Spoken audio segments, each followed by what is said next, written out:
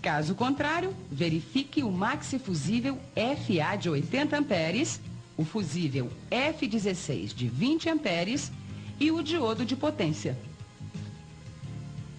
Agora, para testar o funcionamento do diodo, localize o fusível F16. Localizou? Então, remova o fusível e verifique se existe tensão no seu terminal de saída.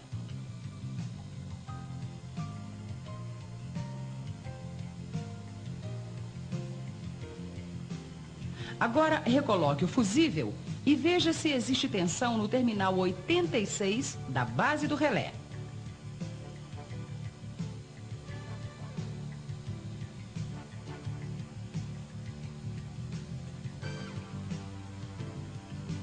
Se não existir alimentação, verifique o diodo.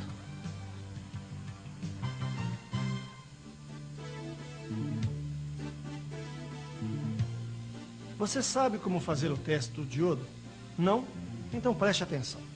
Ajuste a escala do multímetro para a posição correta de leitura e ligue as pontas de prova nos terminais do diodo. Observe o resultado. Em seguida, inverta as pontas de prova. Se for observado passagem de corrente nos dois sentidos, o diodo deve ser substituído. Lembre-se, um diodo em bom estado só permite passagem de corrente em um sentido. Qualquer dúvida quanto à leitura, consulte o manual. Após verificar o diodo, monte o relé em sua base e volte a ligar a ignição.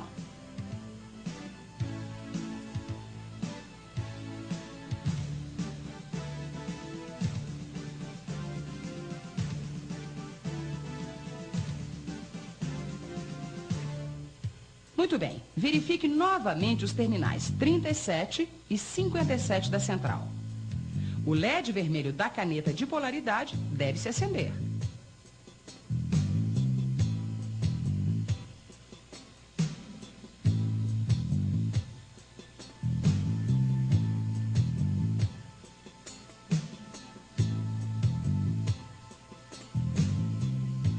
Se isto não ocorrer, retire o relé de sua base e efetue o teste conforme as orientações contidas no manual que acompanha este vídeo.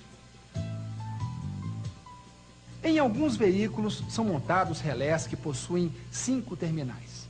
Os 4 que acabamos de ver e um outro terminal no estágio de saída. Desta forma, os 2 terminais de saída, 87 e 87B, são ligados em série e trabalham simultaneamente. Se no lugar de um relé de 5 terminais for montado um relé de 4 terminais, a linha do terminal 87B não receberá alimentação e seus componentes não irão funcionar, apesar do relé estar em perfeito estado.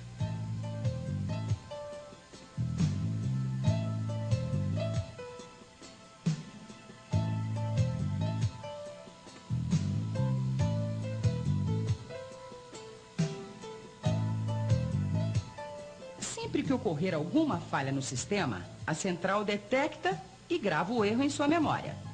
Na manutenção, o mecânico poderá verificar os códigos de falhas através de um scanner. Para isto, basta conectar o equipamento ao conector de diagnose e seguir as instruções do fabricante.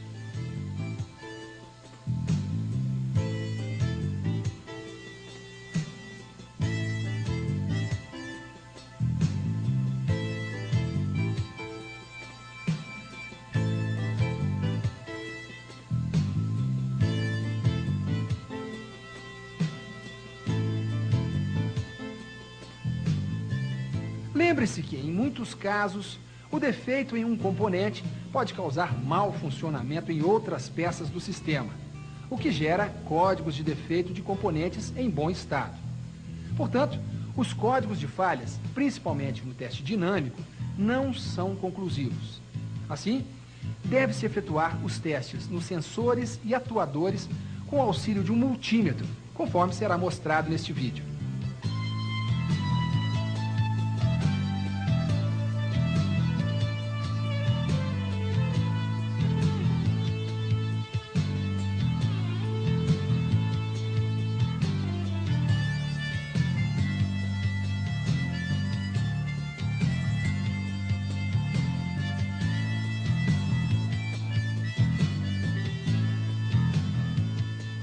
admitido no motor passa primeiramente por um filtro de ar que tem a função de absorver as impurezas deste ar.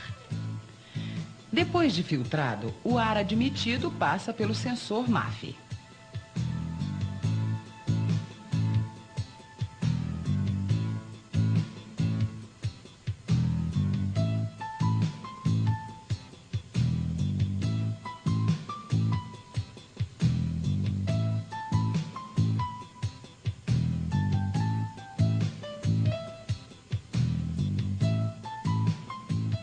O medidor do fluxo de ar, ou sensor MAF, é composto por um circuito eletrônico e por 2 fios, um frio e um quente.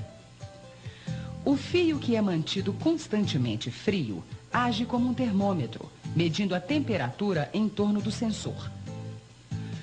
O fio quente é mantido a 200 graus acima da temperatura a que é submetido, ou seja, se o ar admitido estiver a 30 graus, o fio estará aquecido a 230 graus. O fluxo de ar que entra no motor resfria este fio, criando uma resistência para o seu aquecimento.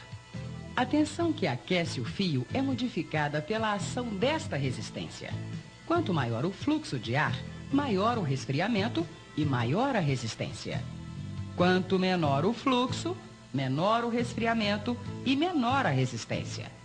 A tensão modificada pela resistência do fio é amplificada pelo circuito eletrônico e transmitida à central como valor de massa de ar.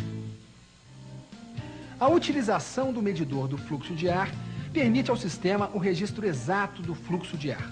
Por sua localização estratégica, proporciona maior rapidez de resposta na medição. Ele elimina também as influências devido a diferenças de pressão e temperatura do ar admitido.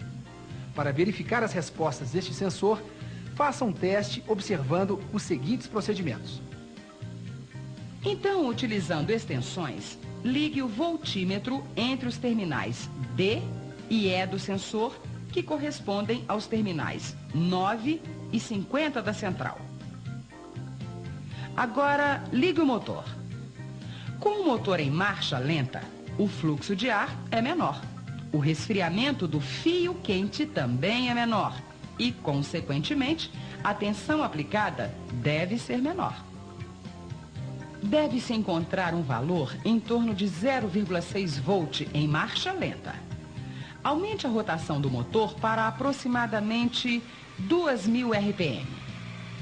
Então, com o motor em aceleração, o fluxo de ar aumenta, o que resfria mais o fio quente, aumentando a tensão aplicada. A 2.000 RPM, o voltímetro deve apresentar um valor em torno de 1,2 volt.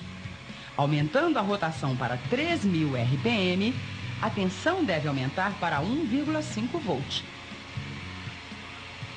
A 4.000 RPM, o valor deve estar em aproximadamente 1,8 volt.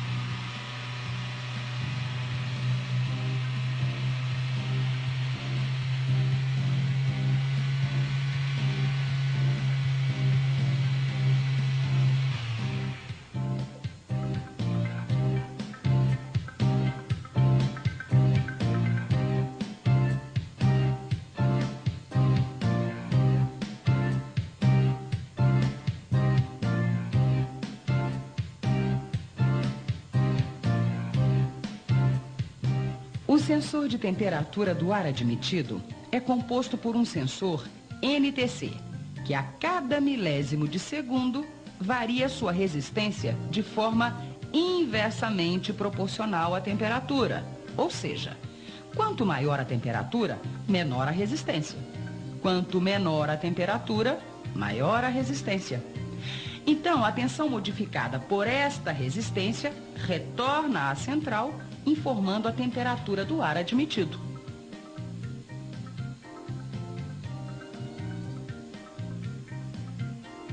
Primeiro, localize o sensor de temperatura do ar admitido.